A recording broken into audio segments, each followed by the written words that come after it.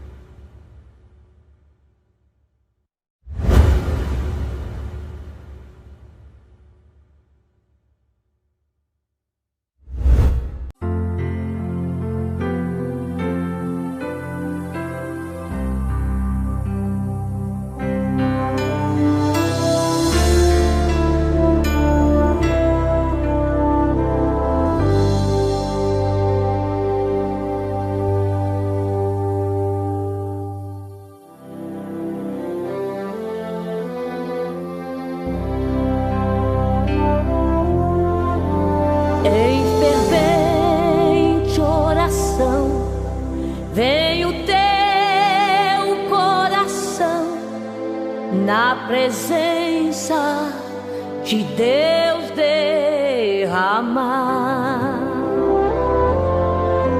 mas só podes fluir o que estás a pedir quando tudo deixares no altar.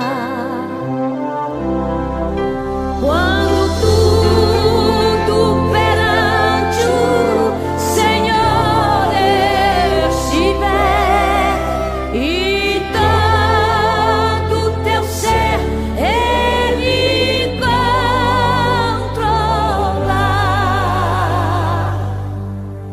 só então hás de ver que o Senhor tem poder quando tudo deixares no altar.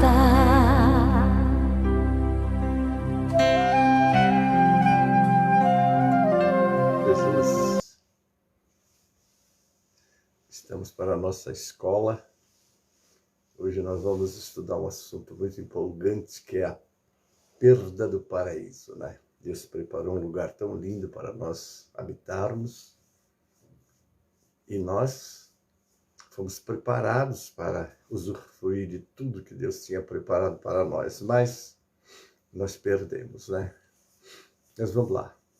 O nosso estudo de hoje, a nossa escola bíblica, o tema é: de onde vêm os conflitos? Amém? Mas vamos só fazendo a nossa oração introdutória, para depois já cantarmos o hino, amém? Quero dar as boas-vindas, pastor Wesley, bem-vindo, querido.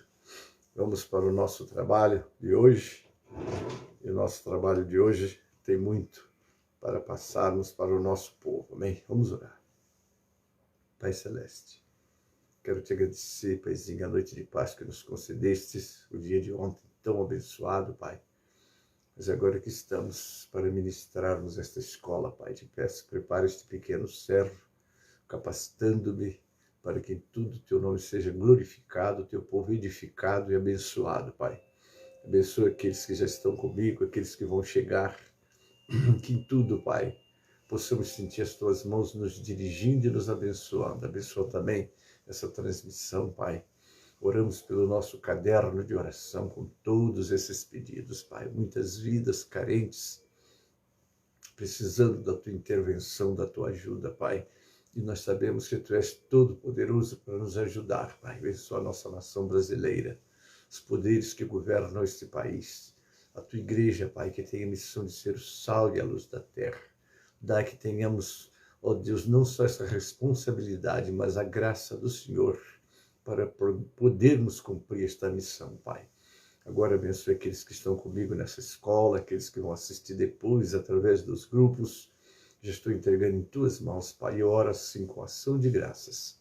Em nome de Jesus, para a glória do Senhor Jesus. Amém e amém.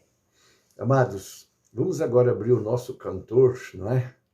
Que agora está na hora do nosso louvor. Então vamos estar adorando o Senhor com este cântico. 545 do cantor cristão. Rosângela Frausch, bem-vinda, querida. Ceci Lima, nossa Bahia. Elzira e Osias, bem-vindos. Vamos louvar?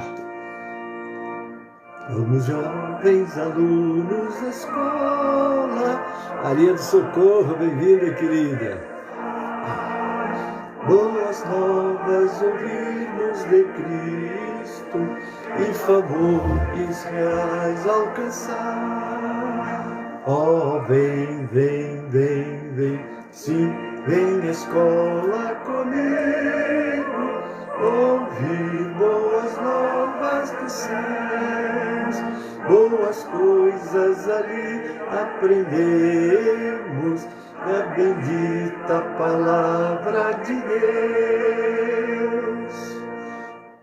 Os jovens alunos da escola, pois queremos louvar ao Senhor, seus conselhos ouvir. Maria do Socorro Figueiredo, bem-vinda, Deus abençoe. Oh, vem, vem, vem, vem, sim, vem à escola comigo, ouvir boas novas dos céus, boas coisas ali aprendemos, da bendita palavra de Deus. Creuza Aristaque, bem-vinda, querida, Deus abençoe. Tanto poder e que sempre do estudo aqui feito, muitos frutos possamos colher.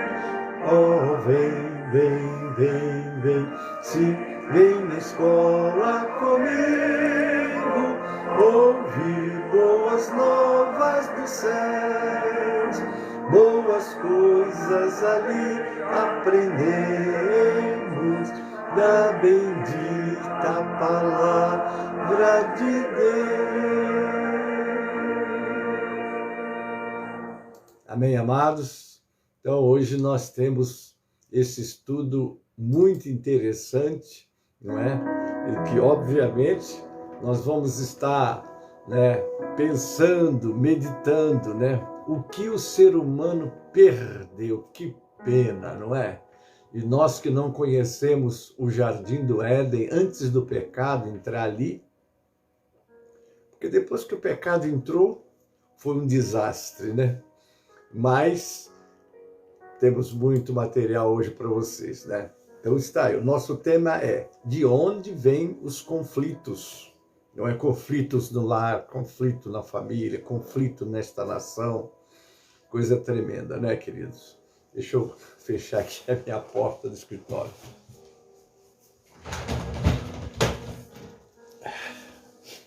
Ficar mais sós aqui, nós, eu e vocês, queridos. Rosana Santos, bem-vinda, querida, Deus abençoe. E então, de onde vêm os conflitos, né? Nós estamos preparando aí um encontro de casais. Nossa família está sendo tão assim atacada, não é? Pela mídia, né? Júnior Domingo de França, um abraço, querido, bem-vindo. E nós vamos estar fazendo no dia 27 esse encontro de casais. O nosso professor e pastor Wagner já está mobilizado. E nós estamos, porque há uma preocupação, os conflitos, as dificuldades. Hoje está muito comum as pessoas resolverem o seu problema com separação, como se fosse por Deus, né, aprovada qualquer separação. Nós temos que lutar vencer os conflitos. Então vamos estudar sobre esse ponto hoje? Muito bem. O nosso tema, estou repetindo, né? De onde vêm os conflitos? Se nós perguntássemos aos psicólogos, nós teríamos uma resposta, né? Uma psicóloga estava falando sobre o assunto e disse: vem do quê? Culpa, tristeza, arrependimentos ou ainda uma decisão difícil a ser tomada. Todas essas situações podem gerar conflitos, não é? Internos e causar sofrimento. Lidar com conflito interno pode se tornar um verdadeiro penhor em sua vida. Normalmente, acompanhados de questões morais, éticas, tabus e desejos incompreendidos. Os conflitos existenciais podem levar pessoas bastante racionais a um consultório de psicologia, com sua saúde mental beirando a estafa. Coisa séria, não é, queridos? Marisete, bem-vinda, Deus abençoe, a paz do Senhor. Deus criou Adão do solo, ele tirou do pó, ele fez um boneco, né?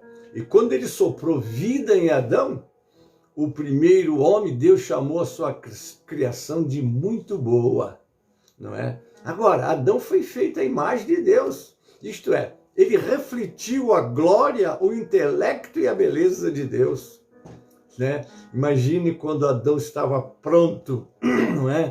Está aí, Zenito Aguiar, a paz do Senhor, bem-vindo, querido.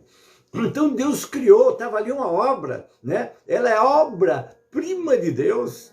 Tudo Deus chamou a existência pela palavra. Mas na hora de fazer o homem, ele desceu, pegou, fez o homem do barro. Depois que o homem estava pronto, soprou a vida no homem.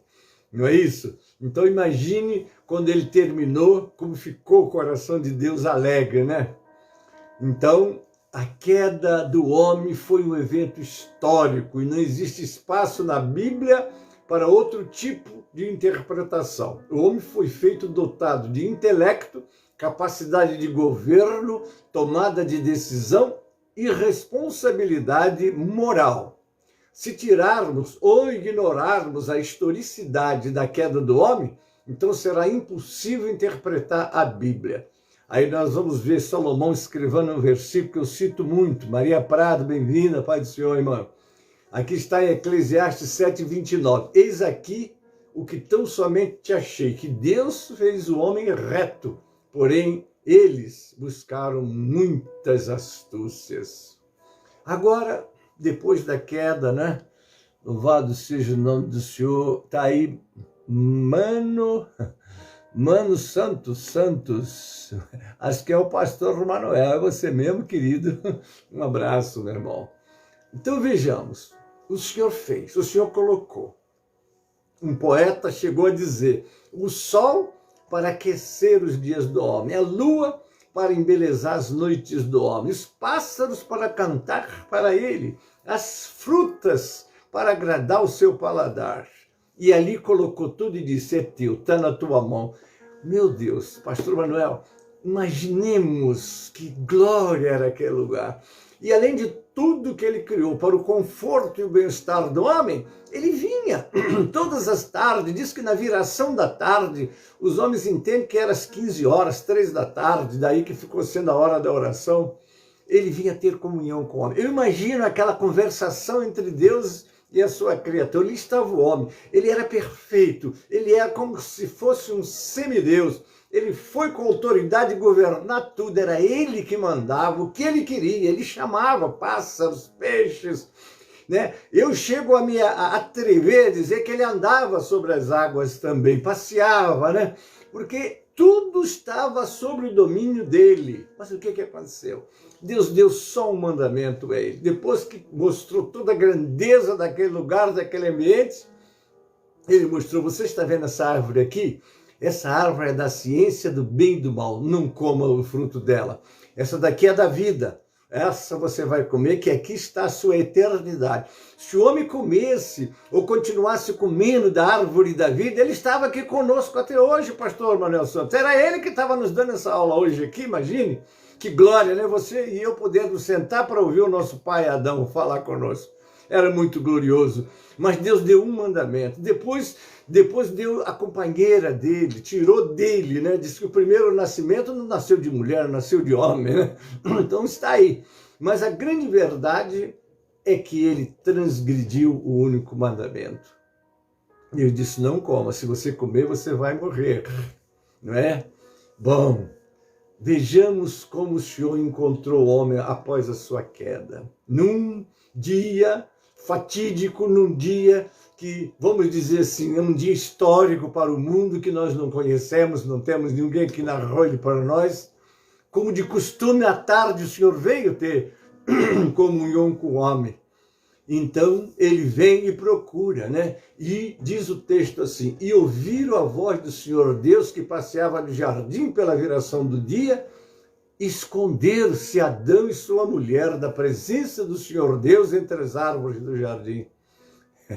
Coisa tremenda, né? E o Senhor Deus chamou Adão, Adão, e disse-lhe, onde estás? Será que Deus não estava vendo Adão? Deus viu tudo, Deus enxergou tudo, mas Deus deixa as coisas caminhar dentro daquilo que é normal, da normalidade. Ele sabe, ele vê, mas ele quer que o homem se manifesta. Luci Elvira Ferreira da Silva, paz do Senhor. Bom dia, minha irmã. Bom dia da paz, seja bem-vinda. Então o Senhor Deus chamou Adão, ele queria ouvi-lo como ele quer nos ouvir.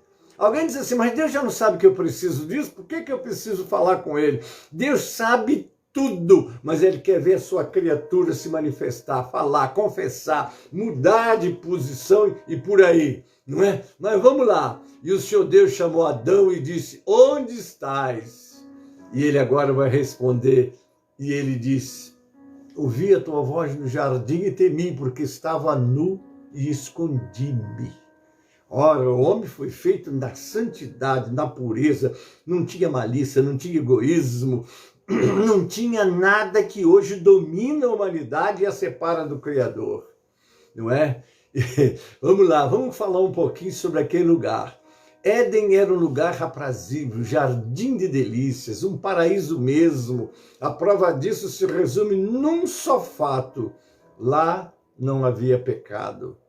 Mas a partir da queda do ser humano, adquiriu uma outra natureza, a do pecado. Herdamos do primeiro casal o gene do paraíso perdido. Então, eu poderia chamar nossa aula hoje, o nosso tempo, Pastor José Pelimatécia de Jesus, a paz do Senhor, querido. O paraíso perdido.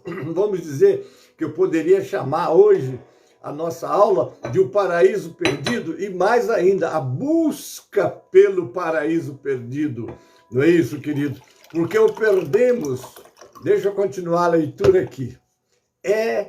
Olha, quem somos agora? Depois do paraíso perdido, quem somos agora? É o sentimento ou a sensação de que tínhamos algo e perdemos, de que não somos exatamente o que fomos criados para ser. Nós não estamos dentro daquela posição que Deus nos criou, porque acontece que nós perdemos, nós só tínhamos um mandamento e transgredimos esse mandamento e fomos expulsos, né? Então deixa eu falar uma palavra de Mark AC em seu livro Opção pela Vida. Ele faz um interessante esboço sobre esse tema, o esboço a seguir é dele, mas os comentários são do autor da lição, salvo quando houver alguma citação. Vamos lá para o paraíso, vamos lá ouvir então. E ordenou o Senhor Deus ao homem, dizendo, de toda a árvore do jardim comerás livremente, mas da árvore do conhecimento do bem e do mal, dela não comerás, porque no dia que dela comeres, certamente morrerás. Gênesis 2, 16 e 17. A liberdade está declarada nesta palavra, livremente. Aí está exatamente quando Deus deu livre arbítrio ao homem. É o homem que escolhe. Até hoje, você e eu podemos escolher, não é verdade? O homem não precisava consultar o Criador, pois ele havia dado a ordem para desfrutar de toda a árvore. Estava tudo à disposição dele. Contudo, não contente com tamanha bênção, o primeiro casal quis ir além do que Deus estabeleceu. Deus estabelece normas, baliza a nossa vida. Nós estamos livres para fazer o que quisermos, mas precisamos saber que nós temos, e ele nos deu agora, sobretudo nós, né, uma bússola, um livro de instruções, exatamente para nós sabermos como vivemos, né, e sermos abençoados. Vamos lá, somos seres expulsos do paraíso. Resultado foram a expulsão deles, está lá em Gênesis 3, 23, 24. E o Senhor Deus, pois, lançou fora do jardim do Éden para lavrar a terra de onde fora tomado. E havendo lançado fora, o homem pôs querubins ao oriente do jardim do Éden e uma espada inflamada que andava ao redor para guardar o caminho da árvore da vida. E por que isso? Porque se o homem, depois de pecado, tivesse acesso à árvore da vida, ele não ia morrer, porque ele fez o homem limitado, mas deu condições ao homem de viver eternamente através daquela árvore. A vida humana se iniciou no paraíso e se desenvolveu no desejo e luta de retornar ao paraíso perdido, não é? Porque havia uma promessa, depois da queda, depois do julgamento, Deus diz, mas da semente da mulher vai nascer um que vai esmagar a cabeça da serpente. Ali já era a promessa de um Redentor, que era Jesus, o nosso Senhor, não é? E sem essa compreensão não conseguiremos entender o ser humano. Quando Jesus usou a palavra perdição, lá em Mateus 7,13, quando ele disse, entrai pela porta estreita, porque larga é a porta, espaçoso o caminho que conduz à perdição, e muitos são os que entram por ela. E porque estreita é a porta e apertado o caminho que leva à vida, e poucos há que a encontre. O que ele estava dizendo? Ele estava dizendo que as pessoas estão perdendo algo, no caso, a vida. Agora, perdendo o paraíso, perdendo, porque você foi feito para viver ali. O homem foi feito para ter comunhão com Deus. Há uma necessidade de Deus no ser humano, e ele começa agora, como dizia o escritor, somos seres insatisfeitos com os paraísos que temos. Olha só, a insatisfação é gerada pelo senso de perda. Nada satisfaz, nada preenche o coração que não está no lugar originalmente planejado por Deus. Mas é que tá aí. Deus te abençoe, querida. Estou ainda mastigando, né, a mensagem de ontem. Isso explica o comportamento da humanidade, que busca freneticamente satisfazer-se em tantas coisas e em tantos lugares. Há um vazio dentro de nós. Há um vazio. Eu, quando não crente, antes de aceitar Jesus, eu fazia tudo que eu via todo mundo fazer, porque eu sentia um desejo de me completar, de ser feliz. E eu saía fazendo. Depois que eu terminava, aí eu via, ainda não consegui. Só consegui satisfazer de fato e de verdade quando me encontrei com Jesus. Aí a felicidade veio na minha vida e eu louvo a Deus por esse encontro maravilhoso. Não é? Então, ainda que o homem vá aqui, vá ali, faça isso, faça aquilo, ele sempre vai continuar com um vazio dentro dele. Mas a sede só aumenta. Nenhum momento de nossa vida será tão pleno que não haverá nenhum reparo a ser feito. Agora vamos para o nosso terceiro comentário. Somos seres de paraíso em paraíso. Uma pessoa fora do seu ambiente natural se comporta como um peregrino, tentando encontrar o seu lugar. Sempre achamos que a próxima circunstância, pessoa, emprego, cidade ou país nos trará a felicidade tão sonhada. Grande engano. Nenhum paraíso suprirá o que foi perdido. Meu Deus! Somos seres impedidos de voltar ao paraíso perdido. Ninguém jamais voltou ao paraíso perdido. Deus colocou anjos especialmente designados, portanto, cada qual uma espada de fogo que dava volta em todas as direções, para que o primeiro casal não retornasse ao paraíso e tivesse acesso ao caminho da árvore da vida. Agora, uma coisa é verdade, queridos. Somos seres que decidem. Decide. Deus nos fez assim. Nós somos feitos para decidir, não é? Muito bem, o Senhor Deus perguntou a Adão, e Deus disse: quem te mostrou que estavas nu? Comeste tu da árvore que te ordenei que não comesses? Então disse Adão: a mulher que me deste por companheira, ela me deu da árvore e eu comi. Meu Deus, né? O primeiro homem decidiu errado. E as consequências dessa decisão passaram a todos os homens, está lá em Romanos 5,19, porque como pela desobediência de um só homem, muitos foram feitos pecadores, assim pela obediência de um, muitos serão feitos justos. Aleluia! Pelo amor glorioso de Deus, que enviou seu Filho para nos resgatar. Apóstolo Paulo Leão Miranda, meu Deus, que honra! Um abraço, querido, bem-vindo. Recebe um abraço desse pequeno servo. Eu tenho saudade de vocês, gente. Mas então, queridos, escolhemos todos os dias, em todos os momentos. Ninguém vive sem tomar decisões. No mundo pós-queda, temos que decidir. E como é bom quando nós temos assim essa reconciliação com Deus através de Jesus, para que as nossas decisões estejam pautadas dentro da vontade de Deus.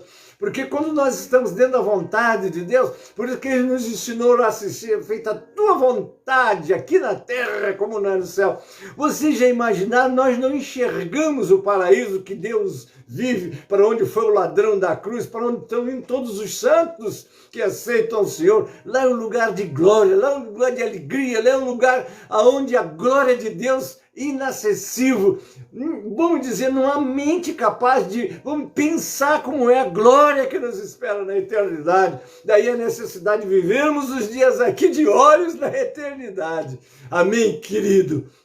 Então tá aí, mas pela graça de Deus, oh glória, através de Jesus Cristo, retornaremos ao paraíso eterno, poderemos comer, aleluia, da árvore da vida, e de lá jamais seremos expulsos, glória a Deus, como está lá em Apocalipse 2,7, quem tem ouvidos ouça o que o Espírito diz às igrejas. Ao que vencer, dar-lhe-ei a comer da árvore da vida que está, aleluia, no paraíso, no meio do paraíso de Deus. Em Apocalipse 22, 1-4, nós lemos: mostrou-me o rio puro da água da vida, claro como cristal, que procedia do trono de Deus e do Cordeiro. E no meio da sua praça, e de um e de outro lado do rio, estava a árvore da vida, que produz 12 frutos, dando seu fruto de mês em mês, e as folhas da árvore são para a saúde das nações. Ali nunca mais haverá maldição contra alguém. E nela, aleluia, estará o trono de Deus e do Cordeiro, e os seus servos o servirão, e verão seu rosto, e nas suas testas estará o seu nome, e Deus seja glorificado para sempre. Aleluia, glória a Deus. Por que sofremos, querido? Eis aqui o que tão somente achei, que Deus fez o homem reto, porém eles buscaram muitas astúcias. Este versículo de Eclesiastes nos ensina que os muitos problemas e sofrimentos são nossa culpa e o nosso destino. Como está registrado lá no livro de Gálatas, capítulo 6, 7 e 8, não erreis. Deus não se deixa escarnecer, porque tudo que o homem semear, isso também ceifará. Porque o que semeia na sua carne, da carne ceifará corrupção, mas o que semeia no Espírito, do Espírito ceifará a vida eterna. Aleluia! Sabemos que muitos sofrem por causa de outros, são as vítimas de guerra, por exemplo. Em sua condição original, Deus fez o homem reto, mas ele se corrompeu, perdendo seu estado de inocência e santidade. A expressão muitos problemas é o mesmo que muitas complicações, muitas invenções. As consequências dessa queda são conhecidas, entretanto, precisamos destacar alguns tópicos, porque estes se interligam com os conflitos da vida. Nós vivemos numa terra, queridos, amaldiçoada. Está lá em Gênesis 3, 17. Pisamos no chão amaldiçoado. Maldita é a terra por sua causa foi a palavra do nosso Deus Adão. Não há como escapar dessa realidade. Mas não pense que seja uma maldição semelhante à de um feiticeiro pagão que esteja interessado somente na desgraça do outro. O sentido é que a terra vai sofrer as consequências da desobediência contra o Deus Santo. Ainda que você possa contemplar lugares paradisíacos da terra, eles estão guardados para serem consumidos pelo fogo e pelo juízo de Deus, conforme nos diz o apóstolo Pedro, lá no capítulo 3, versículo 7. Mas os céus e a terra que agora existem, pela mesma palavra, se reservam como tesouro e se guardam para o fogo até o dia do juízo e da perdição dos homens ímpios. Nós vivemos numa humanidade decadente, como está escrito aqui em 2 Timóteo 3, 1 a 5. Sabe, porém, isto, que nos últimos dias sobrevirão tempos trabalhosos, porque haverá homens amantes de si mesmos, avarentos, presunçosos, soberbos, blasfemos, desobedientes a pais e mães, ingratos e profanos, sem afeto natural, irreconciliáveis, caluniadores, incontinentes, cruéis, sem amor para com os bons, traidores, obstinados, orgulhosos, mais amigos dos deleites do que amigos de Deus, tendo aparência de piedade, mas negando a eficácia dela. Destes afastam-se. Era o conselho do apóstolo Paulo, seu filho na fé, Timóteo. Vamos analisar a moralidade embaixo, pois os homens serão. O apóstolo imediatamente prossegue dizendo-nos a razão da dificuldade dos últimos dias. É importante compreender que os homens são os responsáveis pelos tempos difíceis ou duros que estamos suportando. Por isso, nesse texto encontramos 18 adjetivos negativos que explicam a razão das dificuldades entre as pessoas. Ao analisar cada palavra, descobrimos que todo esse comportamento errado e a inevitável consequência de amar mais a si mesmo e aos prazeres do que a Deus. Dos 18 termos, temos 4 que estão relacionados ao amor e à amizade, sugerindo que, fundamentalmente, o erro da humanidade é o que seu amor está mal direcionado. Ao invés de serem amigos de Deus, são amigos de si mesmos, egoístas, amigos do dinheiro, avarentos, amigos dos prazeres, hedonistas. Certo teólogo compara o homem egoísta ao ouriço, aquele mamífero insectívoro que tem o corpo coberto de espinhos, o qual, tornando-se uma bola, mostra somente espinhos aguçados aos que o veem, e ao mesmo tempo em que guarda para si mesmo interiormente todo o pelo macio e quente. Coisa, né? Comparado, imagina, Maristela, ao ouriço, né? Aquele porco espinho que ninguém pode chegar perto, não é? Vamos ver a religiosidade aparente. Tem pessoas que parecem. Aí eu vou me lembrar daquele hino, quase crente, não é? E o quase crente, quando Jesus levar a igreja, quase que ele vai subir, porque essa religiosidade aparente pode satisfazer a você mesmo ou alguém que está à sua volta, mas não vai satisfazer o Deus, não é? Porque Deus, você olha para a aparência, Deus olha para o coração, né? É talvez surpreendente e, por que não dizer, quase inacreditável que pessoas como essas acabamos de ter possam também ser religiosos, mas é verdade. Alguém já disse que é justamente atrás das fachadas da religiosidade que as pessoas mais se escondem, como está lá em Isaías. Eu quero ler até estes versos de Isaías, porque ele já figura, já mostra o quanto precisamos tomar cuidado com parecer crente ou quase crente, não é verdade? Vamos ouvir Isaías aqui no capítulo 1, de 10 a 17. Ouvi a palavra do Senhor, vós poderosos de Sodoma. Dai ouvidos à lei do nosso Deus, povo de Gomorra. De que me serve a minha multidão de vossos sacrifícios, diz o Senhor. Já estou farto dos holocaustos de carneiro e da gordura de animais cevados. nem me agrado de sangue de bezerro, nem de cordeiro, nem de bodes. Quando vindes para comparecer perante mim, quem requereu isto de vossas mãos, que viesses a pisar os meus átrios? Não continueis a trazer ofertas vãs. O incenso é para mim abominação, e as luas novas, e os sábados, e as convocações das assembleias. Não posso suportar iniquidade, nem mesmo a reunião solene. As vossas luas novas e as vossas solenidades, a minha alma as odeia, já me são pesadas, já estou cansado de as sofrer.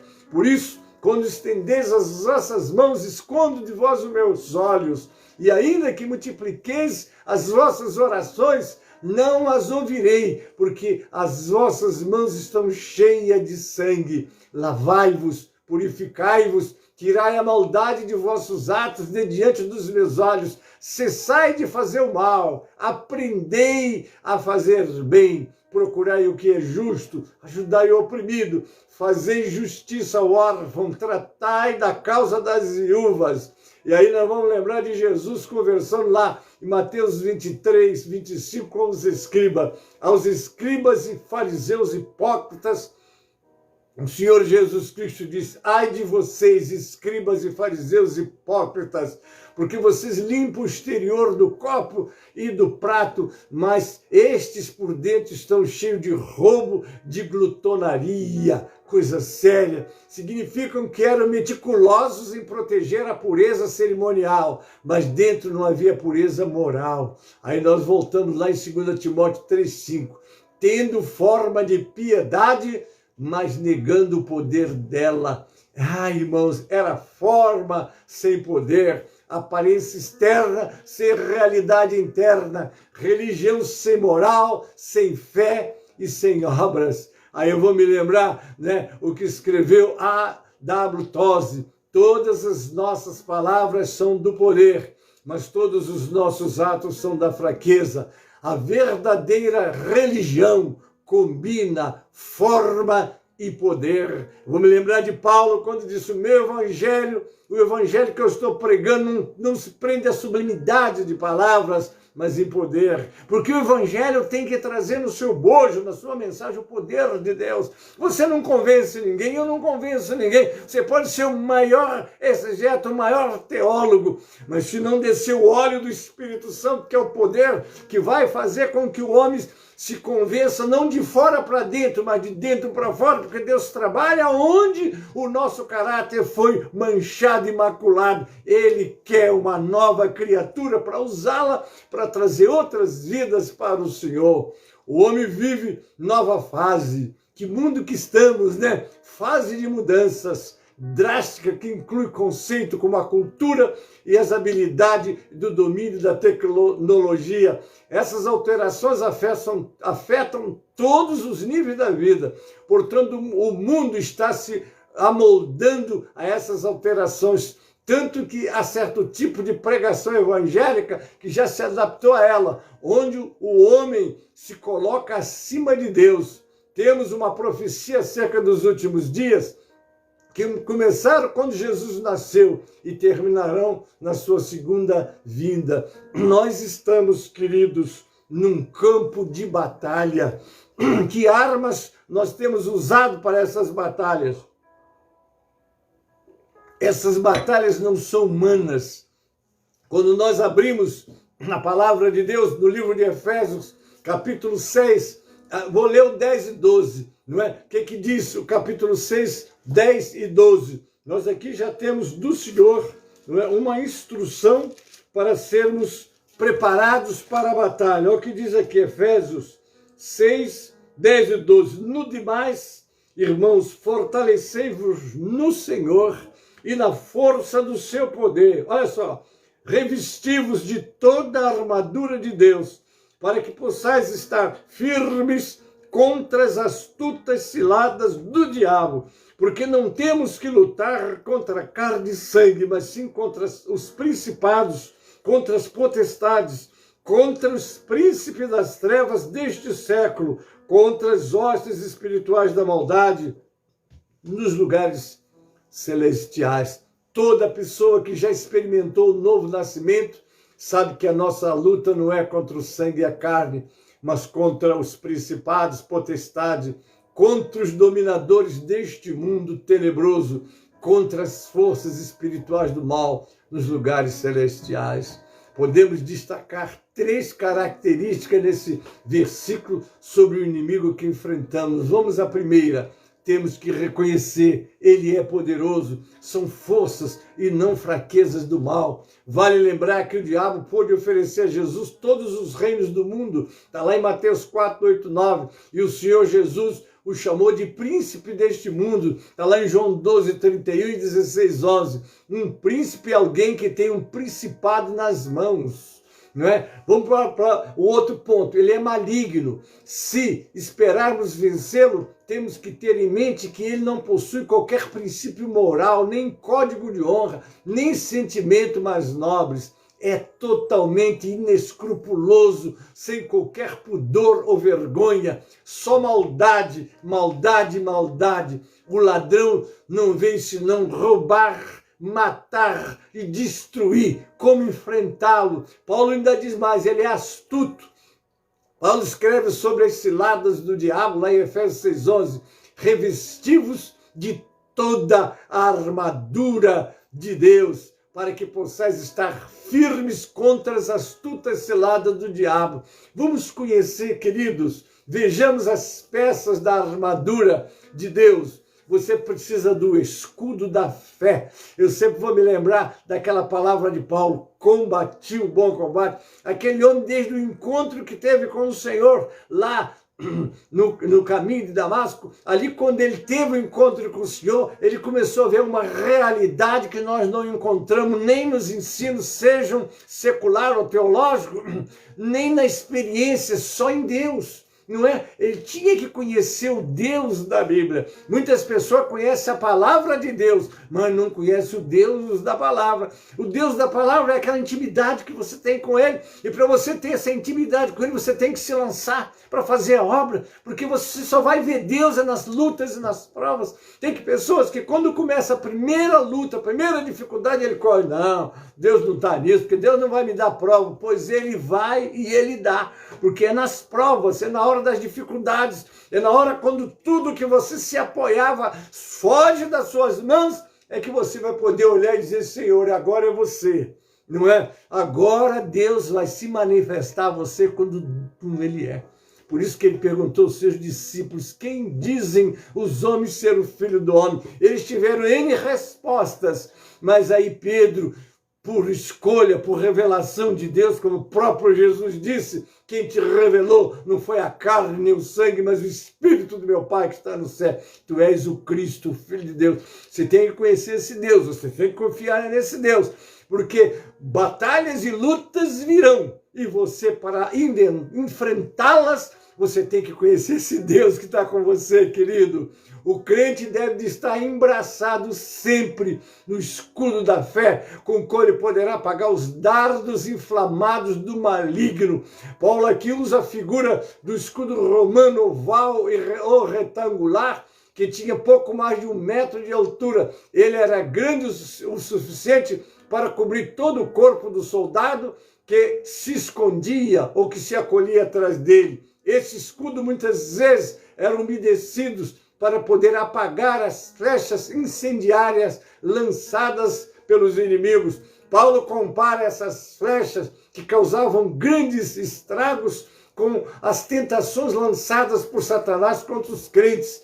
Mas a plena confiança em Deus e em sua palavra é um escudo eficaz contra essas setas. A fé viva, verdadeira, continua inabalável, e o escudo forte do crente. Aí é que está a sua experiência. Conheça o teu Deus. Meu Pai, Hebreus 13:8, Jesus Cristo é o mesmo ontem, hoje e será eternamente, mas você só vai vê-lo quando você entrar na fornalha, você só vai vê-lo quando for lançado da cova dos leões e ver aqueles leões famintos em torno de você. Eu estou falando espiritualmente, e você confiado no Senhor. Olha para este homem aqui. Uma vez eu fui num lar para orar naquele lar, e lá tinha um moço endemoniado. Aquele moço endemoniado, pastor Manuel Santos estava comigo, ele está me assistindo aí agora. E nós entramos naquele lar, entrou aquele moço e nos mandou que saíssemos daquela casa. Vocês vão se retirar daqui agora. Eu olhei para aquele homem e disse, eu não vou sair daqui não, porque eu estou aqui em nome de Jesus. Em nome de Jesus, esse nome é poderoso, irmão. Eu já experimentei este nome na minha vida, você tem que experimentar também, porque é isso que vai te fortalecer para a sua caminhada. Aquele homem olhou para mim, olhou para o pastor Manuel Santos, saudoso Dalício, mais um grupo que estava ali, poucas pessoas. Ele disse assim, vocês não vão não? Foi na cozinha e passou num portal sem porta, apenas a entrada, só tinha o portal, pegou uma peixeira e veio na minha direção. Quando ele veio na minha direção, o diabo estava ali. Ele disse para mim, foge, pastor. É melhor aqui a notícia de um pastor covarde do que um pastor morto. E eu olhei para Satanás e disse, Satanás, eu já renunciei tudo até a minha vida, eu não vou sair daqui não. Pastor Manuel Santos está aí, ele estava também lá naquele dia. E aquele homem vinha, quando eu olhava para os olhos dele, parecia duas bolhas de sangue vindo na minha direção. Só que ele, quando chegava naquele portal sem porta, ele batia num escudo invisível. 3 vezes ele tentou passar e não conseguiu. Finalmente ele sentou, desfechou uma facada na mão dele que atravessaria quase que a mesa. Depois olhei para a mão dele, não tinha nenhum risco, é coisa maligna mesmo. E eu disse assim para Deus, Senhor, traz aquele homem onde eu estou, porque aonde você está na graça de Deus, mas você tem que provar esse Deus, provar e ver de que o Senhor é bom. Ele está hoje tão presente contigo e comigo, como esteve quando Daniel entrou naquela cova de leões, quando Ananias, Misael e Isaías entraram naquela fornalha. Como, meus irmãos, é o mesmo Deus, ele não mudou. Mas você só vai poder vê-lo se você estiver confiando nele, crendo nele e deixando ele se manifestar na tua vida. Daí a necessidade dessa armadura. Mas aquele homem finalmente veio, porque eu disse, Senhor, traga ele em nosso meio. Manuel Santos há de se lembrar disso. E nós expulsamos uma casta de demônios, porque às vezes você está expulsando o demônio de um homem, aí você ainda não sai, cada vez que você expulsa vão saindo, mas são muitos. Vocês se lembram lá do Gadareno, né? Uma legião, se uma legião for como uma legião romana, eram 6.000 demônios. Eu digo para vocês que era mais de um, porque eles entraram em 2.000 porcos. Eu calculo que em cada porco, não é, entrou pelo menos 3 demônios. Imagine, os porcos se lançaram, mas então aquele homem ficou liberto. E eu quero dizer, aquele homem foi liberto. Se Manuel Santos há de se lembrar, aquele homem foi congregar lá na nossa igreja de Realengo, no Rio de Janeiro. Irmãos, Deus está com você, Deus está comigo, mas para você poder viver, pregar esse Deus, você tem que entrar na prova confiando nele. Porque a gente prega, eu confio, eu creio, mas na hora da prova a gente treme, é natural que você trema. Daí a necessidade de você então, vamos lá, colocar também o capacete da salvação. Olha só, o texto bíblico diz que o crente deve tomar o capacete da salvação. Está lá em Efésios 6,17. Nem é preciso explicar o quão importante é o capacete para um soldado num campo de batalha. Na armadura de Deus, o capacete, aleluia, é o capacete da salvação. Um dos principais intentos de Satanás é lançar dúvida quanto à salvação do crente. Mas equipado com o capacete da salvação, né, o cristão permanece firme nas promessas de Deus acerca da segurança eterna da sua, você é salvo e você tem o Senhor contigo. Não faça, né? Já me convida, não vá, pastor, não faça isso. Estão dizendo que vão lhe matar, se matar, vai matar o corpo, não vai poder fazer mais nada. Jesus, não temeis ao homem que mata o corpo e não pode fazer mais nada. O crente que tem medo de morrer, ele precisa de buscar a força de Deus e vestir essa armadura, amém? Agora vamos para a nossa arma de combate, não é? Está aqui a espada do Espírito, vestido com o capacete da salvação. O crente também deve estar empunhando a espada do Espírito, aleluia, glória a Deus, amém? Naquele tempo a espada era a arma mais eficaz de um soldado da infantaria. Nenhum soldado ia para o campo de batalha sem portar uma espada. Você precisa estar. Como é que você vai para a igreja, crente? Leva a tua Bíblia? Acho que sim, em casa eu não trouxe. Só você tem vergonha de portar a sua Bíblia. Tem alegria, você está portando a palavra de Deus. Essa palavra que liberta, que transforma, que faz com que o caído se levanta, que faz com que o doente fique curado, que faz com que o fraco se fortaleça. A fé vem pelo ouvir e ouvir pela palavra de Deus. Assim também deve ser o crente na batalha espiritual. O tipo de espada usado por Paulo, em sua analogia, era uma arma curta e letal, usada tanto para se defender quanto para atacar. O próprio apóstolo claramente explica: a espada do Espírito é a palavra de Deus. Efésios 6,17. Para que tenhamos vitória, até mesmo paz em meio à luta sem trégua contra o mal, é necessário que nos revistamos de toda a armadura de Deus, queridos. Oh, Jesus poderoso, a hora vai. Bom, agora eu vou para a conclusão, amém? Embora essas realidades expliquem a origem e a permanência dos conflitos da vida, a proposta bíblica não é para que tenhamos uma atitude conformista nem derrotista. O apóstolo Paulo afirmou: graças, porém, a Deus, que em Cristo sempre nos conduz em triunfo. Amém. Ontem eu via a nossa Marisete, eita mulher de Deus, não adianta aquela conversa de que vai ficar só aí não, hein? Vai ter que continuar fazendo a obra do pão onde ele te mandar como esse pequenino também, tá bom? Aquela palavra lá, vamos deixar ela para o futuro, não para o presente não. Glória a Deus, não é? Mas é isso, queridos, nós precisamos de estar revestido do Senhor, confiante no Senhor. Estava ouvindo o testemunho da Marisete, onde ela trabalha, não é fácil, né? Glória a Deus, é isso, Marisete, continua. O Senhor está com você, o Senhor está com o Alexandre, o Senhor está conosco. O Senhor está procurando quem há de ir por nós, oh, glória a Deus. E Ele está esperando de você, de mim, de todos nós. Eis-me aqui, Senhor, envia-me a mim. Amém, queridos? Deus vos abençoe, Deus vos guarde. Eu já estou encerrando essa aula. No próximo domingo, nós vamos estar estudando já outra lição. Na outra lição vai ser: por que o mundo está como está? O que falta? O paraíso perdido. Agora, esse paraíso perdido, Jesus vai nos dar de novo. Aliás, já nos deu, nós já estamos caminhando para lá. Agora estamos só pregando e anunciando exatamente o reino dos céus, a glória de Deus que é oferecida a todos os homens. Amém, queridos? Agora nós já estamos encerrando e eu vou estar agora chamando o nosso hino de encerramento, que é o 137 do cantor cristão. Amém, queridos? Vamos agora, abra o seu cantor cristão no 137 e vamos estar adorando o Senhor.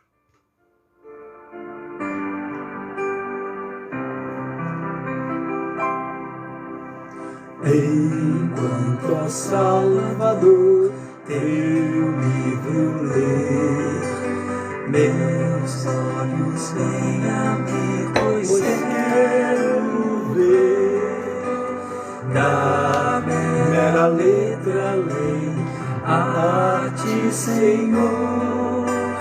Eu venho a ti, Jesus, meu Redentor.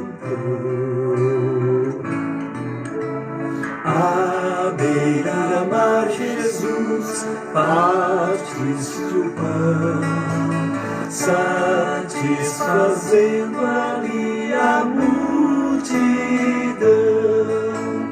Davi do pão és tu, vem, pois assim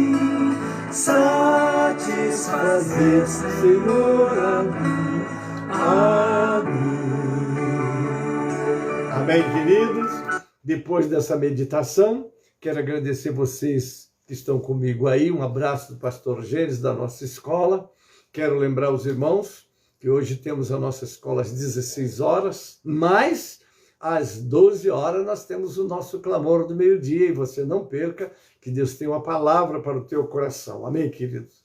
E 18 horas o pastor Gênesis estará transmitindo o nosso culto, né? Hoje o nosso culto vai ser o culto da união feminina. Nossas irmãs estão lá preparando um belo culto e você vai ser muito abençoado. O pastor Gênesis estará fazendo o gabinete hoje, com aconselhamento para casal, que vai contrair matrimônio. Também algumas pessoas que vierem, o pastor estará lá no escritório para fazer esse atendimento. Mas a nossa escola estará lá naturalmente, né? Porque o nosso Deus tem pastores e professores no nosso ministério. Quero agradecer a tua presença, quero te convidar. Terça-feira, ontem nós tivemos uma festa, Marisete, eu vou te falar, hein? Poxa, muito usada, essa mulher de Deus ontem, né? Deus usou de maneira poderosa, numa mensagem muito forte, e nós estaremos usando a terça e a quinta-feira da semana que começou agora. Terça-feira nós estaremos a primeira parte do nosso congresso de mocidade lá da nossa igreja do Jardim Miriam. Nosso querido pastor Luiz Ishihara, sua esposa, irmã Matilde, ficam quietinhos, mas são grandes trabalhadores. Ontem, nossa Selma, que é a nossa irmã local, fez um belo trabalho, e a nossa irmã Isabelle, né, que é a nossa líder de mocidade da Regional 1, é aquele trabalho. Começaram de manhã, às 9 horas da manhã, em consagração, né, e foi depois evangelizar na rua, que eu fiquei maravilhado. E curioso que eles trouxeram os frutos de tudo que eles colheram na semeadura. Pastor Misael, Deus continue usando você, pastor Amadeus. É aquela equipe, né? Enquanto o pastor estava aqui trabalhando, preparando essa escola, eles estavam lá semeando, e à noite veio aquele grupo de almas que reconciliaram, e nós oramos por elas.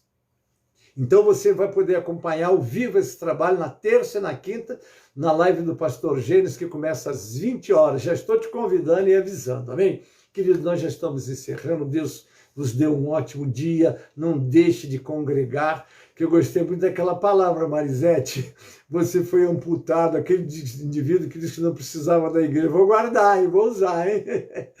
Quer dizer que então aqueles desagrejados são os amputados do corpo, porque a igreja é um corpo. Você falou uma coisa muito interessante, não vou esquecer não é? De fato, os desagrejados estão amputados do corpo, porque o corpo tem cabeça, que é o Senhor, mas agora tem os braços, os pés, enfim, todos esses elementos que formam o corpo, e não tem como congregar, como está no Salmo 122. Alegrei-me quando me disseram, vamos à casa do Senhor. Vai lá orar com o seu pastor, preparar um ambiente para receber as almas, não é? Oh Deus, muito obrigado. A palavra foi muito boa, e com certeza vamos ter outras oportunidades de ouvir essa serva de Deus. Queridos, Deus vos abençoe. Nós já estamos encerrando, não é? E eu agora te convido, às 18 horas, nós estaremos transmitindo o nosso culto da União Feminina. Vai ser logo mais na nossa sede, e as nossas igrejas do Ministério de São Miguel Paulista estarão todas funcionando.